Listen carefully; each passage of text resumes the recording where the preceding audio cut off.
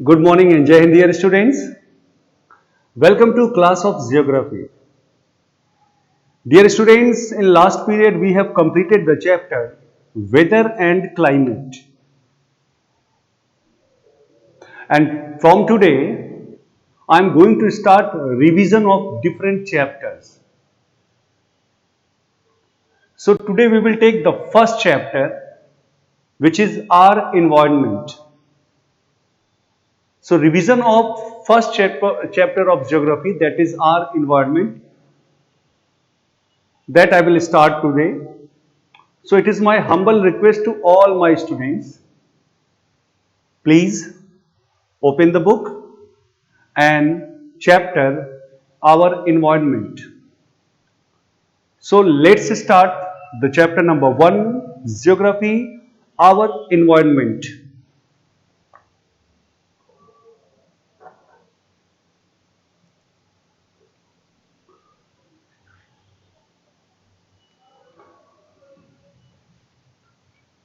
Chapter number 1, our environment.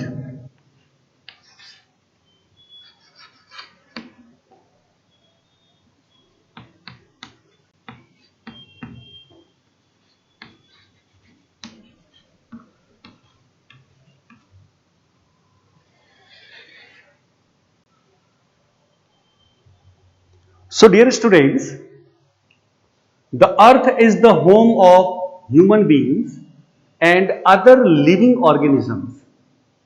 ये जो अर्थ है ये ह्यूमन बींग्स और दूसरे जो लिविंग ऑर्गेनिजम्स हैं उनका घर है. And how it is possible? Due to the presence of favorable living conditions which make up their environment.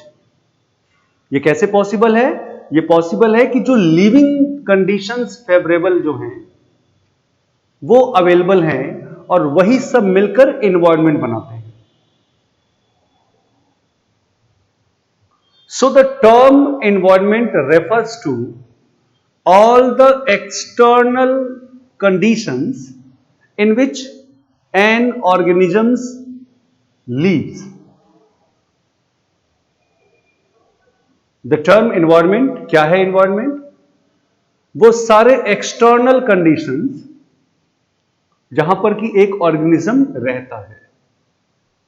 It comes from the French word environner, which means to surround. ये French word से आया है environment, word envirer, जिसका मतलब to surround. It is used to describe everything such as place, things, people, nature, etc. It also includes things created by human beings. इनमें वो सारी चीजें भी इंक्लूड है जिसको कि ह्यूमन बींग्स ने बनाया.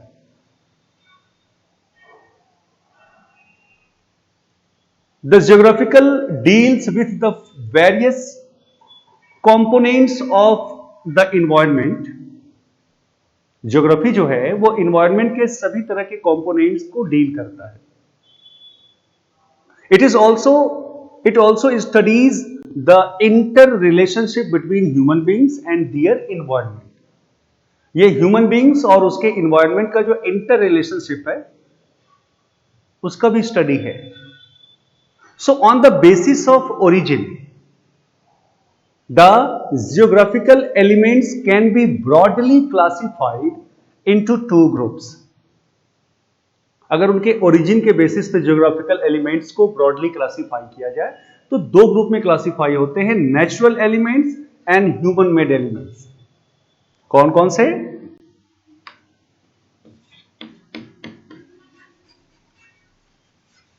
Natural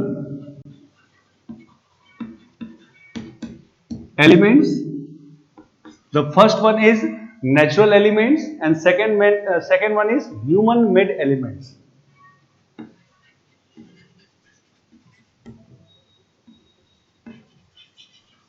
Human made elements. The natural elements such as mountains, rivers, vegetation, animals, etc. are created by nature. अगर नेचुरल एलिमेंट्स की बात करें तो नेचुरल एलिमेंट्स का मतलब जैसे माउंटेन्स हो गए, रिवर्स हो गए, वेजिटेशन हो गया, एनिमल्स हो गया, वो सबको किसने बनाया है? They are created by nature and this is called natural environment. Okay, and it includes the biotic and abiotic component.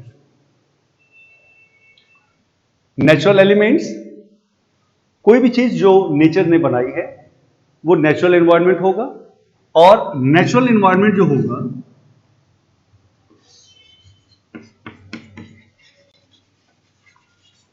Natural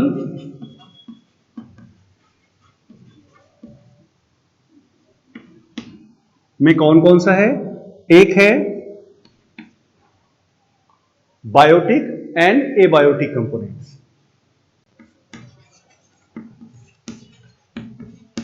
biotic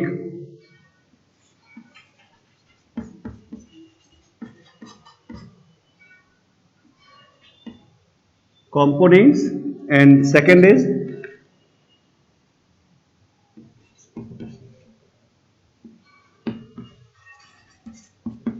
abiotic components. Biotic components, abiotic components. After that,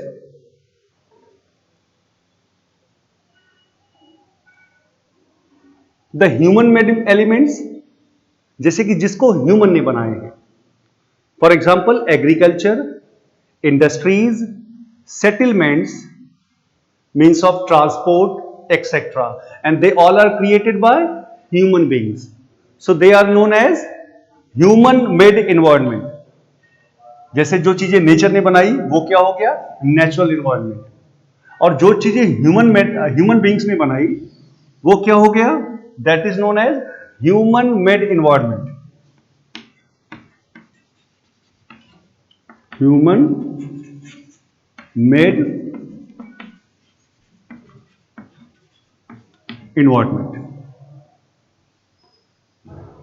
Clear? So human beings develop these features to live comfortably in the environment. Human beings ने ये चीजें क्यों बनाई? जिससे कि वो environment में comfortably रह सके. So the two types of environments interact with one another. कौन कौन सा environment? Natural environment and human made environment. They change in course of time from place to place, and these changes take place due to natural processes and human activities. And some of them are, देखो उसमें क्या क्या है? The landforms are being modified by various natural and human activities. ये जो landforms हैं वो modified होते रहते हैं. किस किस वजह से? Natural एक्टिविटीज के थ्रू और ह्यूमन एक्टिविटीज के through. We experience changes in the climatic condition in different season. अलग अलग सीजन है ना? Winter, summer, autumn, rainy. तो ये जो चेंजेस हैं ये टाइम टू टाइम होते रहते हैं डिफरेंट सीजन में. Climatic changes in climatic conditions. Every day some species of plants and animals become extinct and new species evolve. हर दिन ऐसा होता है कि कोई न कोई प्लांट या एनिमल स्पीसीज इस धरती से खत्म हो जाता है, एक्सटिंक्ट हो जाता है, और कुछ नए उसकी जगह आ जाते हैं. The evolution of human beings was due to changes in the environment. और इवन जो ह्यूमन बींग्स का एग्जिस्टेंस हुआ है वो भी इन्वायरमेंट में चेंज हुआ, इसी वजह से एवोल्यूशन हुआ ह्यूमन बींग्स का. So any change in the natural environment causes variations in the human environment and vice versa. Natural environment में कोई भी चेंज होता है तो ह्यूमन एनवायरनमेंट में भी वो वेरिएशंस आ जाते हैं. ओके, आफ्टर दैट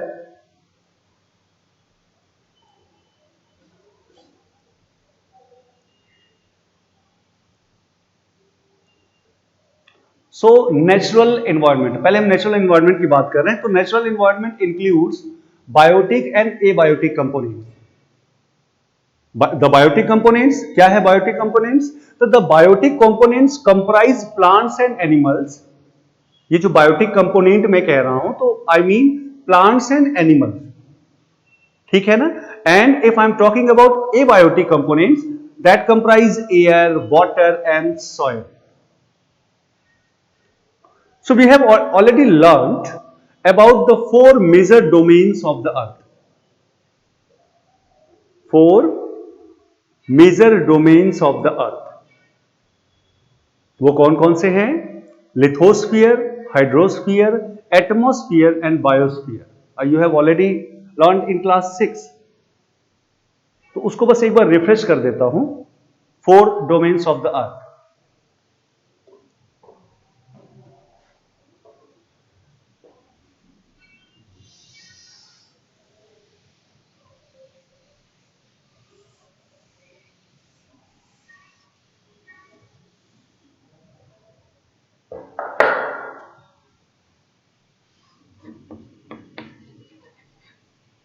फोर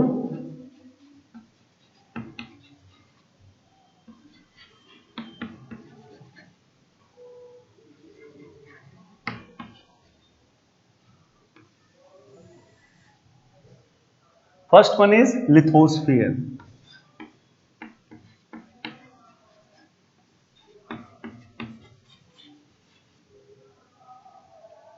क्या है lithosphere? The rocky outermost layer of the earth. Earth का जो आउटर मोस्ट लेयर है, सबसे ऊपर का लेयर है, उसको लिथोस्फीयर कहते हैं. The term lithosphere means Rocky crust. It includes the crust and upper part of mental. अगर हम लिथोस्फीयर की बात कर रहे हैं तो आपको पता है ना, अर्थ के 3 लेयर हैं, क्रस्ट, मेंटल एंड कोर. तो क्रस्ट और मेंटल का अपर पार्ट, उससे मिलकर लिथोस्फीयर बना है. एवरेज थिकनेस की बात करें लिथोस्फीयर की तो वो 100 किलोमीटर है. अगर लिथोस्फीयर की थिकनेस की बात करें तो that is 100 kilometre. That is average thickness. The upper most part of the lithosphere forms a thin layer of soil. जो लिथोस्फीयर का सबसे ऊपर का जो पार्ट है वो लॉयर का थिन लेयर है, सॉइल का थिन लेयर है.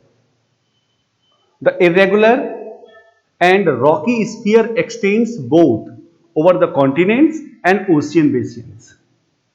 It is marked by a variety of landforms. अलग-अलग तरह के landforms हैं, जैसे mountains, plateaus, plains, valleys, etc. और ये दोनों पर हैं, ये लैंड मासेस पे भी हैं और ओशियन फ्लोर पे भी हैं. बहुत सारे माउंटेन्स ओशन में भी हैं, बहुत सारे प्लेटोज हैं. सो लिथोस्फीयर इज वेरी इंपॉर्टेंट. ये लेयर बहुत इंपॉर्टेंट है. क्यों? Because it provides land for building. आप घर कहां बनाते हो, रोड्स कहां बनाते हो, फैक्ट्रीज कहां बनाते हो, where you do agriculture. So you do it on lithosphere. It is also an important source of minerals and power resources. Mineral और पावर रिसोर्सेज का बहुत इंपॉर्टेंट सोर्स है lithosphere. Now the second is hydrosphere.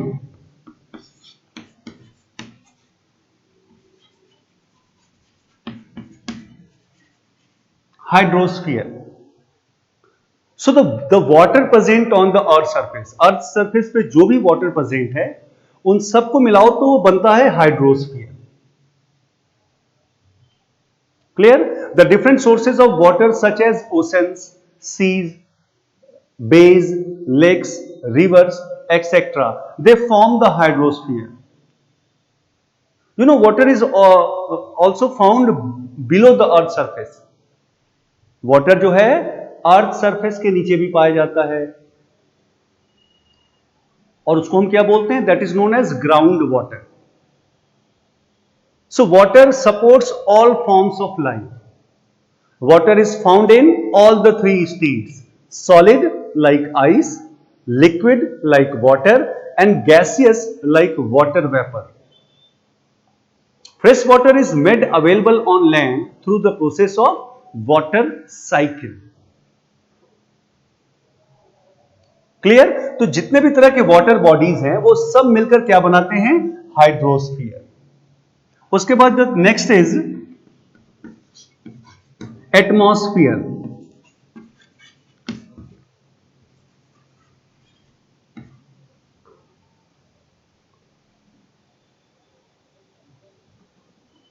The next one is atmosphere.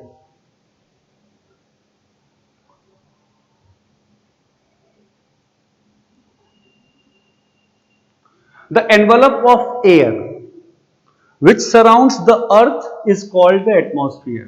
मैंने already एक chapter में composition and structure of atmosphere में already ये पढ़ाया है. The envelope of air which surrounds the earth is called the atmosphere.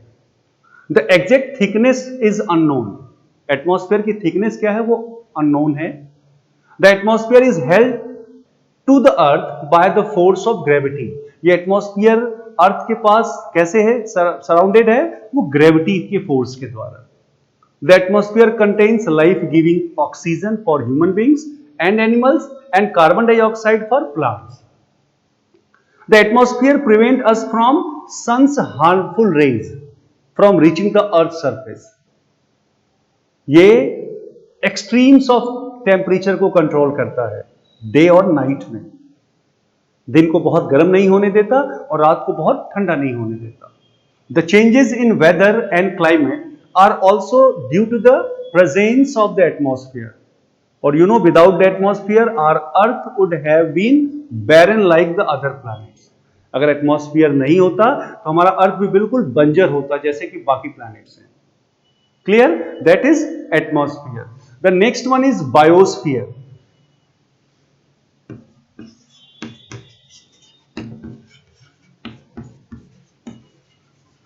Biosphere. So dear students, the next domain of the earth is biosphere. The narrow zone where the lithosphere, hydrosphere and atmosphere meet and interact, that is biosphere. वो narrow zone जहां पर lithosphere, hydrosphere और atmosphere meet करते हैं, interact करते हैं, उसको कहते हैं biosphere. The word comes from the Greek word bios, meaning life, and the Latin word sphera, which means the total range. So this sphere supports life and is thus called the living world. Clear? So the biosphere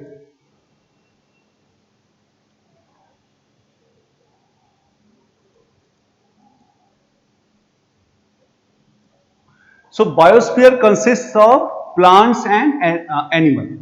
biosphere की अगर हम बात कर रहे हैं तो वो plants और एनिमल दोनों को कंसिस्ट करता है.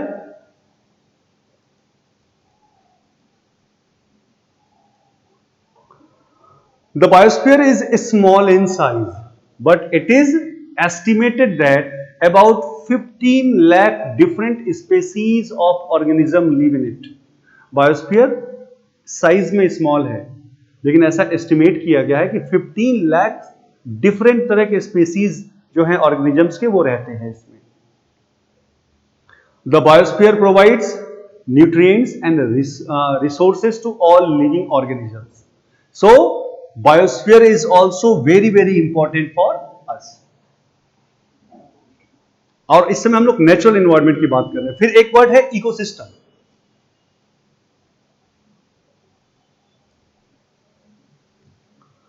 तो इकोसिस्टम की बात करें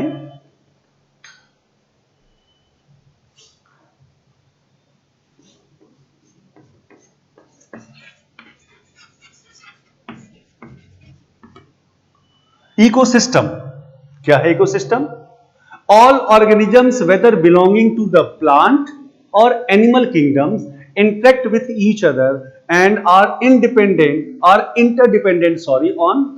ऑन वन अनदर.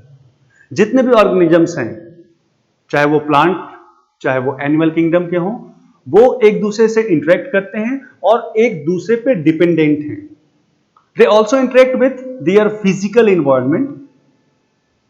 तो ये जो कॉम्प्लेक्स सिस्टम है, the complex system of interaction between the organisms and their physical environment in a particular area is referred to ecosystem. ये जो इकोसिस्टम का साइज है वो अलग अलग हो सकता है. It can be as large as the rainforest, grasslands, deserts, lakes, rivers और as small as a pond, एक तालाब. So a typical pond ecosystem contains, अगर एक टिपिकल पॉन्ड इकोसिस्टम की बात करें तो पॉन्ड इकोसिस्टम में क्या क्या मिलेगा आपको? Fish, frogs, algae, water lilies and other species that live in and around the pond. Most of the ecosystems are complex and contain thousands of interacting species. ये जो स्पेसीज हैं एक दूसरे से इंटरेक्ट करते हैं और इवन ये एबायोटिक एनवायरनमेंट से भी इंटरेक्ट करते हैं. ठीक है, तो मैं एक आपको डायग्राम दिखा रहा हूं.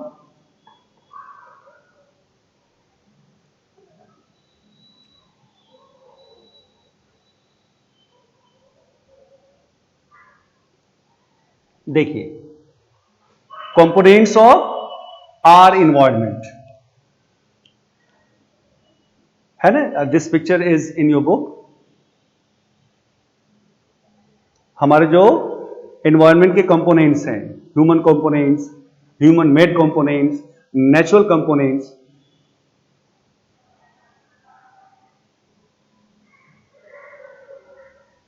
ठीक है, ओके. आफ्टर दैट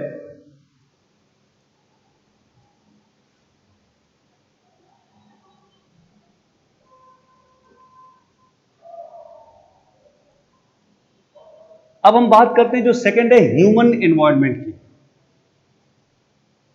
अब जो सेकंड बात होगी वो ह्यूमन एनवायरनमेंट. अभी तक तो हम लोग नेचुरल एनवायरनमेंट की बात कर रहे थे.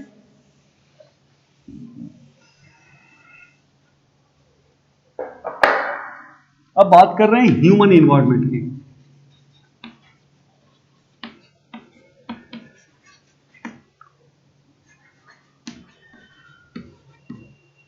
Human environment.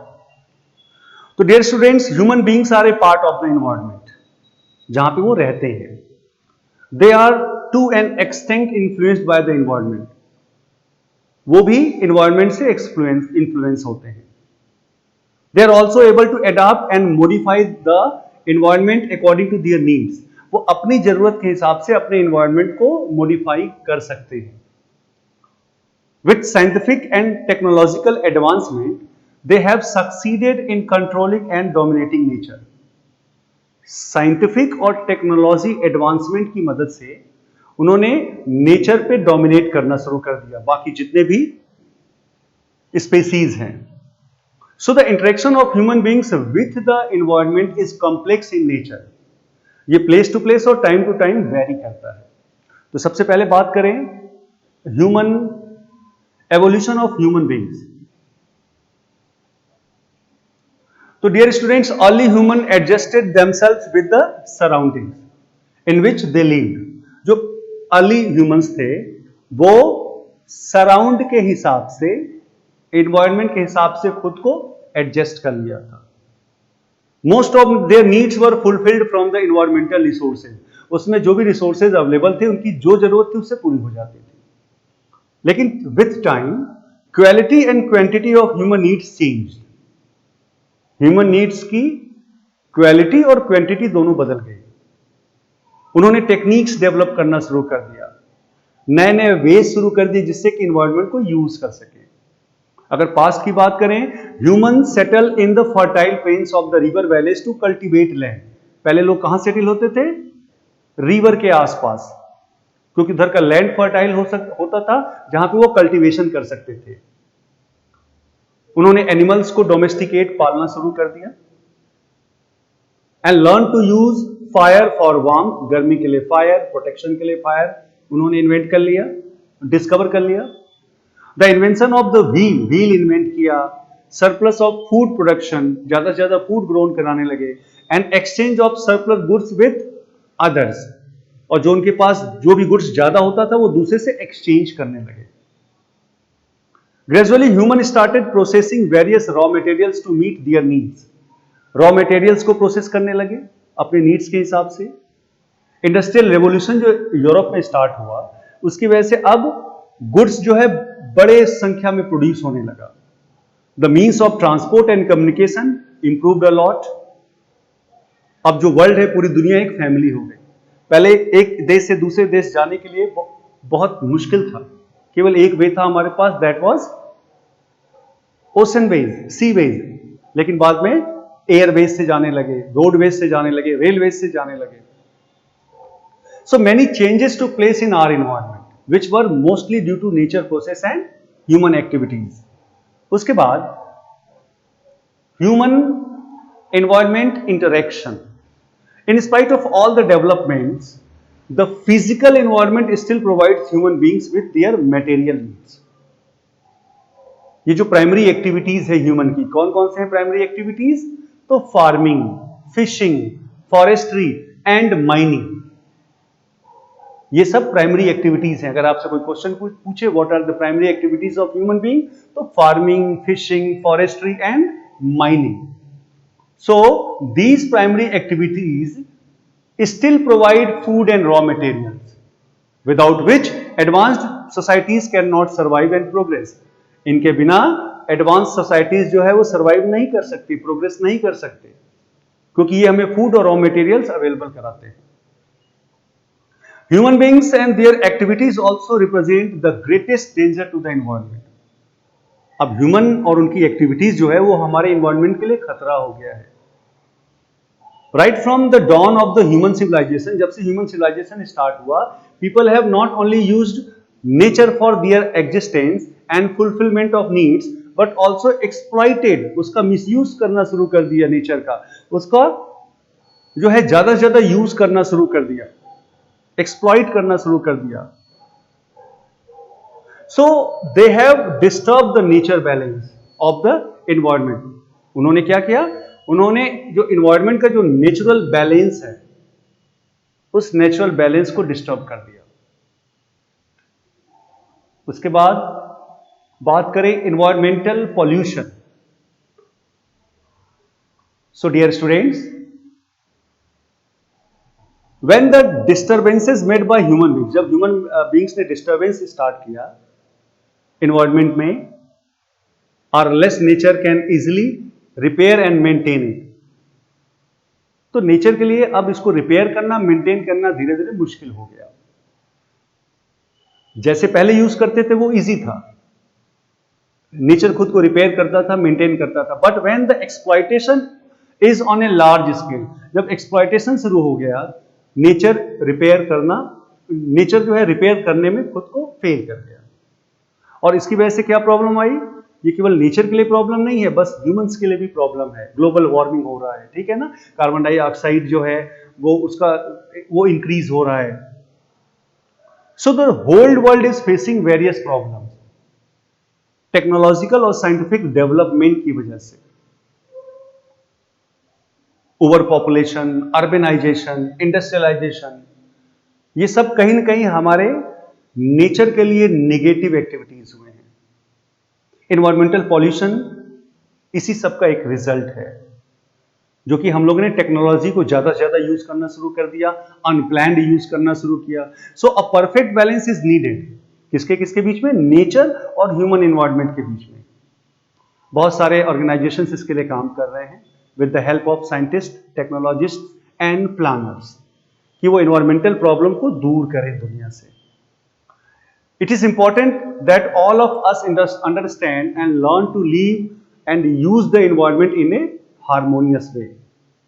अगर हम सब ठीक से रहेंगे, नेचर के साथ बैलेंस बना के चलेंगे, तभी हम सरवाइव कर पाएंगे. अदरवाइज ह्यूमन बींग्स के लिए अर्थ पे सरवाइव करना बहुत मुश्किल हो जाएगा.